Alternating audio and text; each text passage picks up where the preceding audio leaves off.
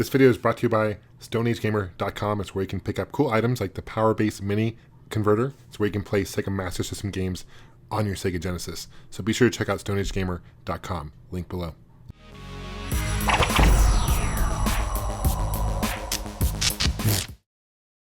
Hey guys, what's going on? This is John with Gamester81.com. This episode I'll be reviewing the Sega Genesis CDX. This is my second favorite version of the Sega CD system.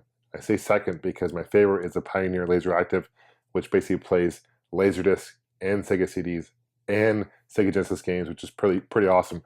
But this is really cool. It's compact. It came out 2 years after the Sega CD hit the market. This came out in 1994, and it retailed for $399 US in 1994, which is a lot of money.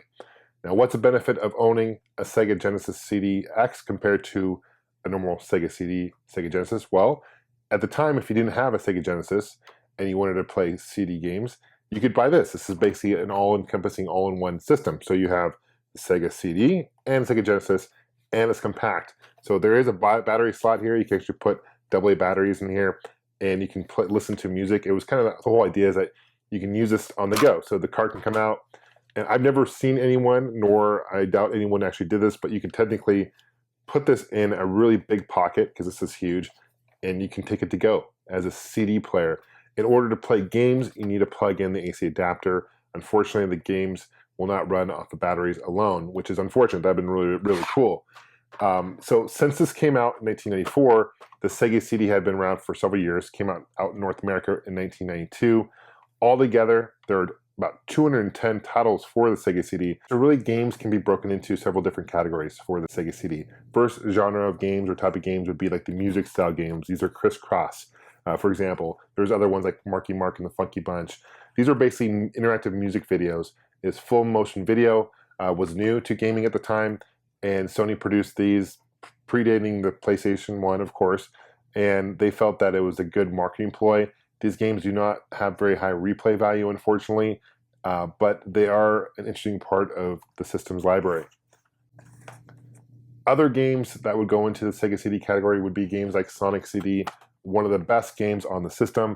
This is an original Sonic game. It has CD quality audio. It has a really cool intro scene as well. It's probably one of the better Sonic platforming games that you will find for any Sega system, or any system for that matter. Definitely a must-own for the Sega CD. Next category of games would be games like this. This is Terminator.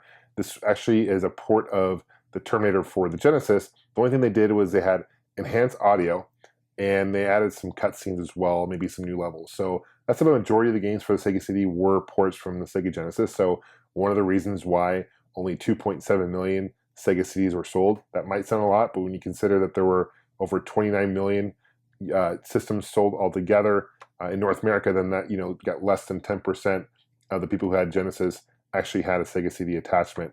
So this is a really cool example because I actually love the audio for the Terminator. Really fun shooter game, platforming shooter, and the audio on the Sega CD is brilliant. Another game I really recommend for the Sega CD is Final Fight. Awesome game. Lunar, there's another great game. I have Fantasy Star. There's some really good games for the Sega CD that really you guys should certainly check out. I'm going to take a closer look at the Sega CDX itself here in a second, but I want to explain a little bit more about the specs and what this thing can do. So other than just playing Sega CD games, it can play karaoke CDs, it can play audio CDs, and of course it can play Genesis games. It's compatible with every game in the library. I've tested every game I've owned and haven't had any issues with any of the games not working for this. It is pretty heavy for the size comparison, and it has a whole bunch of buttons in the front, and again, I'll take a closer look at it here in a short bit. So one of the benefits I kind of alluded to earlier about having games on a CD format compared to a cartridge is the memory.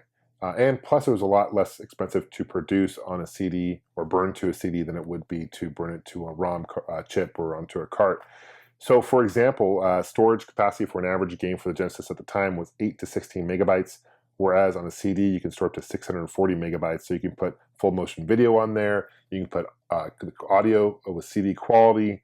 The only downfall would be that the CDs would scratch. The load times, of course, were greater on CD compared to a cart, so there were some cons as well. It wasn't an ideal thing. But nonetheless, I think what Sega's biggest problem was they ported just too many games from the Genesis to the Sega CD. There weren't enough original games.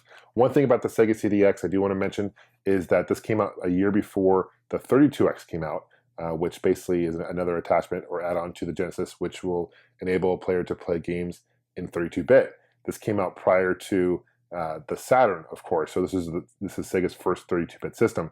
The only problem with the Sega CDX is it's not compatible with the 32X add-on. So if you wanted to play, if you had a Sega CDX and you want to play a 32X add-on, you'd actually have, they were going to release an adapter for it that never came out. So you actually have to play it on a normal Genesis. So that's a big downfall. There were games that were released. For example, I think I have one here. If you look on the very bottom here, this one. This is actually a game that actually you can play if you have a 32X attachment and a Sega CD. A few of these games it enhances the graphics. This one is called Fahrenheit, for example. I think there was a handful of other games that were compatible for both the Sega CD and the 32X attachment, but you needed both in order to play these games. So these games are a little bit more harder to find because very few people had all the attachments for the Sega Genesis. Another downfall about having games on CD is they were harder to save. You can't just burn a save game onto a CD, for example. So you needed either the internal storage into the system itself, where the internal storage was only 64 kilobytes, not very much. You can only save a few games. But they did release in 1992 CD backup RAM card. These things are actually pretty hard to find. Complete case with instructions card and everything will probably cost around 50 to 60 bucks. A loose one will cost you 30 to 40 or so. But what this will do is enable you to save up to 1 megabytes of memory, so quite a bit of more memory, and it would just basically plug in the back. And what I have here is, this is the Ultra CD Backup. This is a new cart that came out. It's available on StoneAgeGamer.com. I'll put a link below. This retails for $39 US, but what this will do is enable you to save up to 4 times more storage than even this. So there's like over 8,000 blocks of memory in this thing, and this is compatible in both Mega CD systems and Sega CD systems, so it doesn't matter what version you have.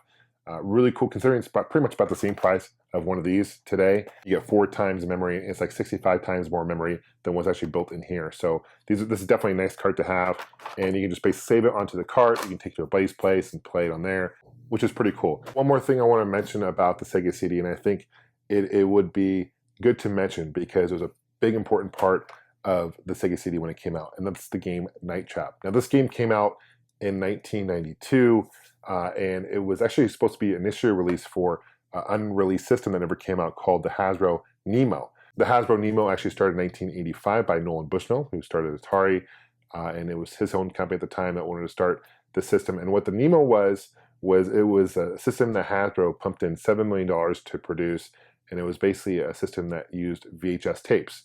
And so this Night Trap was supposed to come out for that. Unfortunately, by the time the system was about to roll out, CDs had pretty much replaced VHS tapes, and they pulled it back off the market. So they decided to release Night Trap on the Sega CD. So the thing about Night Trap is when it came out, it was full motion video, and there's girls running around in lingerie, and the whole object was to prevent burglars or robbers coming into this kind of gathering by these girls, like a slumber party. Okay. And so it was pretty controversial. I know it went to the courts and the government, and it really was the game. It really started the whole rating system for games that we see today, for mature games, whatever. So in fact, Sega was a big part of this. For example, with Terminator here, this is MA13. This is very early rating by the VRC by Sega. They eventually changed it, and you see Sonic CD is GA, general audience. So they kind of started all that, and even though today when you play Night Trap, it's really nothing compared to what games are today. In fact, it's pretty silly that they made a huge deal out of it. But they felt, the government at the time felt that the average gamer was anywhere from 7 to 12 years old, and that they were marketing towards a younger audience, which is certainly not the case today, because the average gamer is certainly a lot older than just 7 and 12 years old. Hence why I'm playing games, hence probably why you guys are playing games, etc. So, but still, I just wanted to mention Night Trap because it was part of the Sega CD. And it was very controversial because full motion video was huge. Now they had a packing game called Sewer Shark, which came out, and that was kind of a pre-rendered backgrounds, and basically it's a shooter. Everything's pre-rendered, and I remember playing that for the first time, being blown away. My personal memory of the Sega CD was going to my buddy's place, and he had a Sega CD when it first came out, and just not only been blown away at the full motion video, the pre-rendered graphics, but also the audio was really impressive. So without any further ado, let's take a closer look at the system itself. Let me know what you guys think about the Sega CD, and I appreciate you guys watching.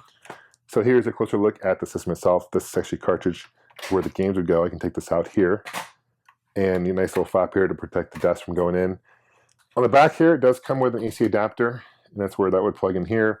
It comes with AV cables. That's where that would plug into. Batteries would go in here, but again, as I mentioned before, batteries will only work on playing audio CDs, not game CDs, unfortunately, or even regular cartridge games, unfortunately. It would have been really cool if they did that.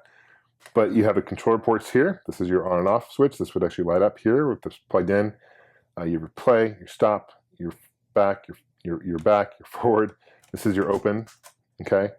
And this is where your CDs would go into. Now, one thing I want to mention about the Sega CD, and here's an example. This is really beamish. This is actually a burnt CD. So one issue with Sega CD is that there was no copy protection. So people figure out eventually that they could actually burn their own CDs and play their own games. So that's in there to show you an example. I don't have too many burnt CDs. Most of my games I have.